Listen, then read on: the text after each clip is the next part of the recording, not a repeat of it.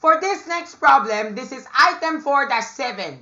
In item 4-7, we see another pyramid, but not like in the previous item, that's a square pyramid. But for this matter, what type of pyramid is this? You're right, it's a rectangular pyramid this time. Rectangular pyramid siya because of the rectangular base. Alright? And to solve for the surface area and volume of a pyramid, it's still easy. It's just like what you did before. Kaya lang, there are slight catches now to the problem. Because ganito na. Wow, there's already algebra involved. And it's our job to solve for the value of x. But first, we can't even do that unless we do algebra first. Kaya what's the clue there? It says here that the perimeter of the rectangular base is 174 decimeters. So now we're gonna have to do algebra to solve that problem out. Alright? So here's how we did the solution. Remember, ganito yun. Ang formula ay ganito. Remember, to solve for the area of the rectangle, remember the perimeter is 2 of this and twice of this. So ganito kasi yung nangyari. Here's the formula that I did in algebra. Ganito kasi yung nangyari. The answer is 174 decimeters. So what I did is 2 times 3.6, 2 times the quantity of 3x minus 6, which pertains to the length of the rectangle, plus 2 times the quantity of 2x minus 12, which pertains to the width of the rectangle, right? So now this is what we do. We distribute the numbers. 2 times 3 is 6x, 2 times 6 is negative 12, because there's a negative, right? Tapos, 2 times 2 is 4, and then 2 times negative 12, you should get negative 24. Then you will still get the answer of 174. Combining like terms, 6 plus 4 is 10x. Tapos negative 12 minus 24, you can change that to add negative 24 if you get baffled, so you can get negative 36. So therefore, it's 10x minus 36 is equivalent to 174. Now, we're back to one-step equation. So we need to add 36 on both sides, so ganito yun. 174 plus 76 is 210. Am I right? Let's see. Yes. Ang ginawa ko ay AO65 plus 36. So ganito yun. Inadd ko to, and you should get this answer. Tama ba?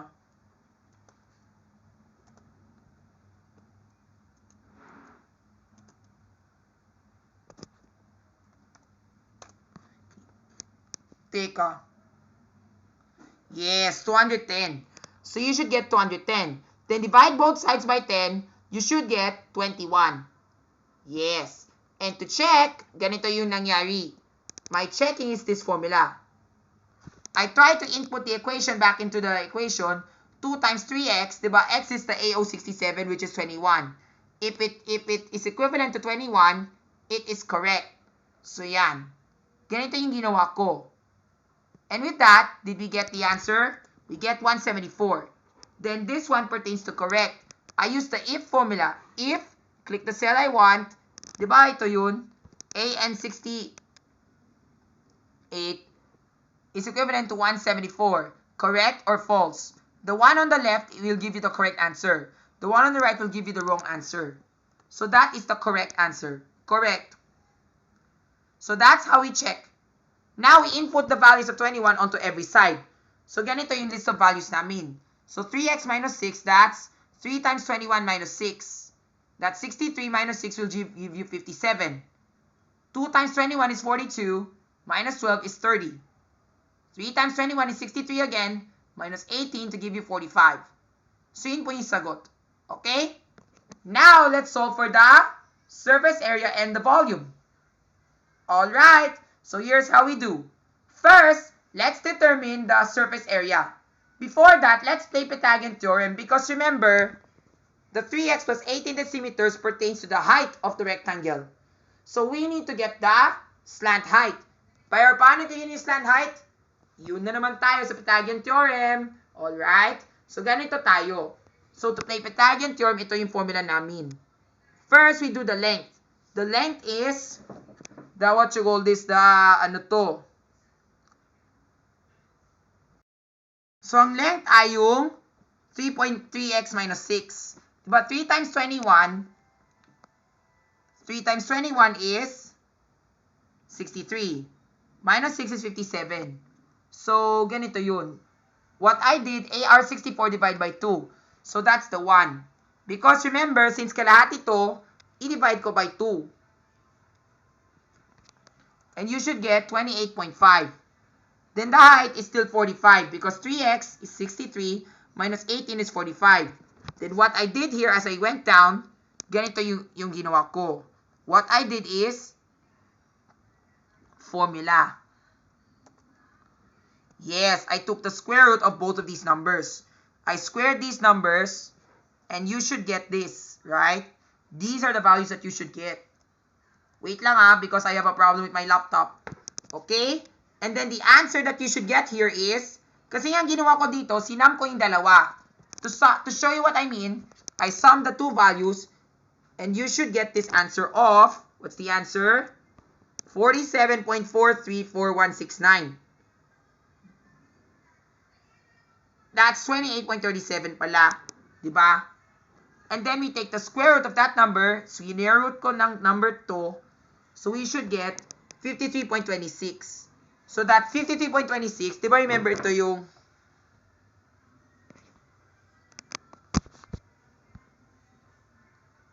diba ito yung length. So, therefore, this is the length. And then, so this is the one. It's the hypotenuse that pertains to this thing. Alright, this is the one. The slant height of 2x plus 12. Speaking about 2x plus 12, that's what we're going to work with the other one. Kaya this is our formula. We should get 15 because remember, this is 30, right? 30 is the length. And we divide that by 2, right? And then we sum this up all together. We sum the numbers up together. We should get, sinam ko yung dalawa. Ganito yung formula ko, di ba? Sum of AK74 to give you, what's the answer? 2,250. Then, we take the square root of that number. Take the square root. What's the answer? Square root namin to. And we should get 47.434. So, yun po yung sagot. And that pertains to the slant height of the 3x minus 6. Okay? Now that we got everything, let's solve for the surface area. Again, how many faces do we need? 5. Because 1 for the rectangular base and 4 for the triangles. 1 for each, 2 for each pair. This side and that side. So now let's go to the surface area section. So for face 1, that's the rectangle, right? So I did AR64 times AR65. Ito yun. The two numbers, 57 and 30. Because of 3x minus 6 and 2x minus 12. Ito yung makikita mo. And you should get 1,710. This one, ang ginawa ko, it's AR64, ito yun. The 57, so it pertains to this triangle. And what's the height? The height that you get from the Pythagorean theorem of 2x plus 12, which is 47.43. And then divide by 2, you should get 1,351.82737. You should get that answer pa rin din. Because they are congruent. For the second pair of triangles, ito yun. This is the triangle that we're talking about. This is 30, the base, times what's the height? The height is 53.26. So, ganito kasi yung nangyari. 30 times 53.265. Then, divide both sides by 2, you get this answer. Yan. So, ito yung sagot na kinuha namin. And then, we sum everything up. Summation of all the numbers, you should get, what's the answer? 6,011.722 square decimeters. So that is the surface area. But we also need to get that in square centimeters. So how do you do that? That's very easy. We need to convert. First, ganito yun. We know that 1 decimeter is worth 10 centimeters. But because we're squaring it, it's 100. So with that, whatever answer we get, we move the decimal point 2 places to the right. And you should get 601,172.261. So that is the surface area of the rectangular pyramid in square centimeters. Okay? Next, we're gonna have to get the volume. To get the volume, it's very easy. Base times height. Get the area of the base. Remember the area of the base? It's 1710. Right? So, ganito yun. Ganito yung formula na ginawa ko. The product, it talks about the product of these two. So, I did ang product ng, yes, I think I did the product of the three.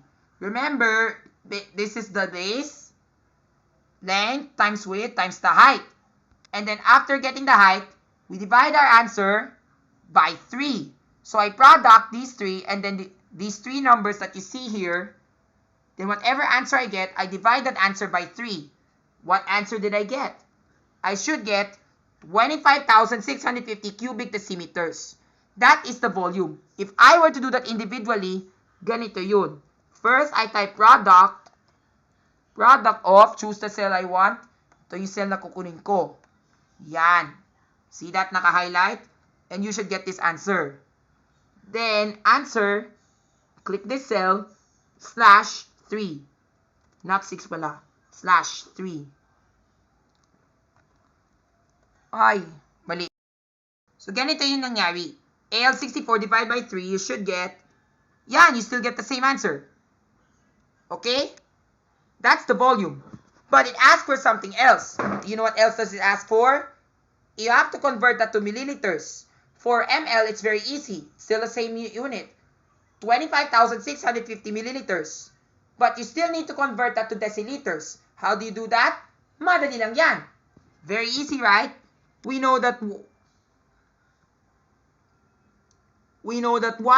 deciliter is equivalent to 100 ml. Wait! Before that, we need to convert that unit to cubic centimeters. So, diba remember ito yung volume namin? Ang volume namin ay, where's the volume? 25,650 cubic decimeters. So, if you were to convert that to ml, we need to change that to cube centimeters. I-convert na namin sa cubic centimeters muna. So, to convert that, 1 decimeter, 10 cm. But because we're cubing it, it's 1,000. 1,000 dapat yan. Because we're cubing it. So, therefore, if we multiply by 1,000, we're moving the decimal point 3 places to the right. So, which gives you 25,650,000. That should be our volume in milliliters. So, that's the volume in milliliters. Then, divide by 100, we should get 256,000 deciliters. If you want to know our final answers, ito yung mga final answers ko. Our surface area in square decimeters is 6,011.72. Yung kinuha namin. Tapos, in square centimeters, you'll have to move the decimal point 2 places to the right. So, that becomes 601,172. And then, for volume in cubic decimeters, that's the answer that you got there. Tapos, if I were to convert that to milliliters, you're gonna have to multiply that by 1,000 because it's volume. You have to convert that to cubic cm. So, ganito siya. Multiply by 1,000.